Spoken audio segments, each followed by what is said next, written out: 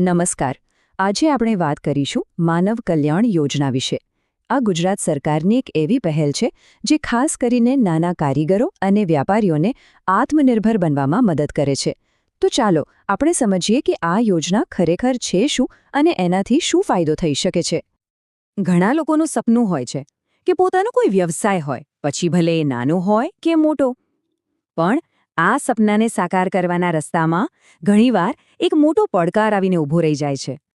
અને એ પડકાર છે શરૂઆત કરવા માટેના જરૂરી સાધનો. કોઈપણ કામ શરૂ કરવું હોય તો ઓજારો તો જોઈએ જ, બરાબર ને? પણ એનો ખર્ચ ઘણીવાર મોટો અવરોધ બની જાય છે. બસ આ જ સમસ્યાના સમાધાન માટે એક ખાસ યોજના બનાવવામાં આવી છે. તો ચાલો હવે આપણે આ યોજનાને જરા નજીકથી જાણીએ. આ યોજનાનું નામ છે માનવ કલ્યાણ યોજના. એનો સીધો અને સરળ ઉદ્દેશ્ય છે કારીગરો અને નાના વેપારીઓને એમના કામ માટે મફતમાં ટૂલકિટ્સ એટલે કે સાધન સામગ્રી પૂરી પાડવી, જેથી તેઓ આત્મનિર્ભર બની શકે. તો સૌથી પહેલાં આપણે એ સમજીએ કે આ યોજનાનો મૂળભૂત હેતુ શું છે, એની પાછળનો વિચાર શું છે. જુઓ, આ યોજનાનો મુખ્ય ધ્યેય એવા લોકોને સશક્ત બનાવવાનો છે જેઓ આર્થિક રીતે નબળા છે. એમને પોતાનો ધંધો શરૂ કરવા કે પછી જે ધંધો ચાલી રહ્યો છે એને આગળ વધારવા માટે જરૂરી સાધનો આપીને સરકાર સ્વરોજગારીની નવી તકો ઊભી કરવા માંગે છે. આખરે તો આ બધાનો હેતુ લોકોના જીવન ધોરણમાં સુધારો લાવવાનો જ છે.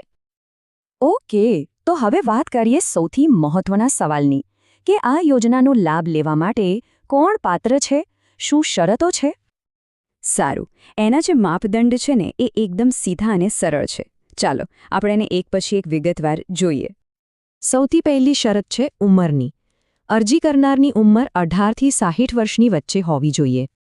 બીજી અને બહુ જ મહત્વની વાત, આવક મર્યાદા. પછી ભલે કોઈ ગ્રામીણ વિસ્તારમાં રહેતું હોય કે શહેરી વિસ્તારમાં, એમના આખા પરિવારની વાર્ષિક આવક 6 લાખ રૂપિયા કરતાં ઓછી હોવી જોઈએ. હા, પણ અહીંયા એક ખાસ નોંધ લેવા જેવી છે. જે લોકો ગ્રામીણ વિસ્તારમાં રહે છે અને જેમનું નામ BPL એટલે કે ગરીબી રેખા નીચેની યાદીમાં છે, એમને અલગથી આવકનો દાખલો આપવાની જરૂર નથી. એનાથી આખી પ્રક્રિયા થોડી વધુ સરળ બની જાય છે. ચલો, પાત્રતાની વાત તો થઈ ગઈ.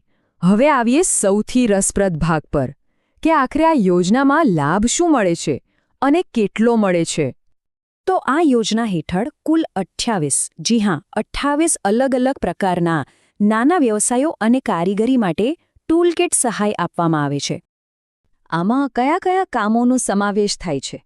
તો જુઓ, બ્યુટી પાર્લરથી લઈને ગાડીઓના સર્વિસિંગ અને રિપેરિંગ સુધી, ભરતકામ અને પ્લમ્બિંગ જેવા પરંપરાગત કામોથી લઈને ઇલેક્ટ્રિક સાધનોનું રિપેરિંગ અને દૂધ દહીંના વેચાણ જેવા વ્યવસાયો, એમ ઘણું બધું આમાં આવરી લેવાયું છે. અને હા, અહીં એક બહુ મોટો અને સારો ફેરફાર થયો છે. પહેલાં શું થતું હતું કે સરકાર નક્કી કરેલી ટૂલકિટ આપતી હતી, પણ હવે આ નવી યોજના 2.0માં લાભાર્થીને સીધું ઈ-વાઉચર મળે છે. આનો ફાયદો એ કે હવે લોકો પોતાની જરૂરિયાત અને પસંદગી મુજબના સાધનો ખરીદી શકે છે. આ તો બહુ જ સરસ કહેવાય. વાત અહીંયા ખાલી સાધનો પર પૂરી નથી થતી. આ યોજનામાં લાભાર્થીઓની કુશળતા વધે એ માટે ટ્રેનિંગ પણ આપવામાં આવે છે.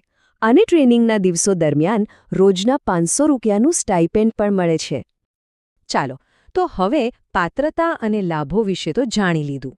હવે સવાલ એ થાય કે આના માટે અરજી કઈ રીતે કરવી?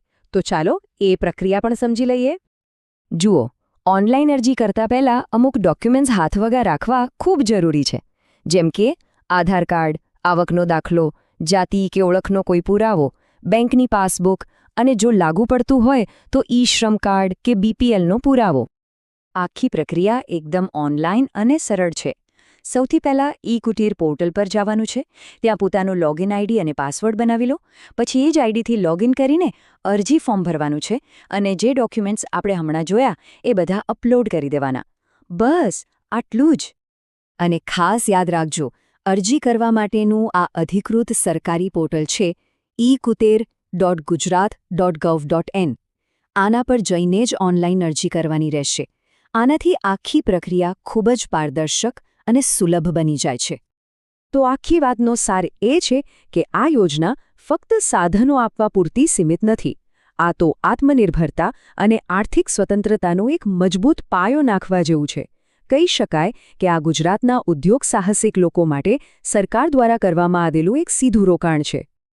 અંતમાં એક વિચાર કરવા જેવો છે કે જ્યારે હાથમાં કામ કરવા માટેના સાચા સાધનો આવી જાય ત્યારે એક નવું અને બહેતર ભવિષ્ય ઘડવાની કેટલી મોટી તક ઊભી થઈ શકે છે.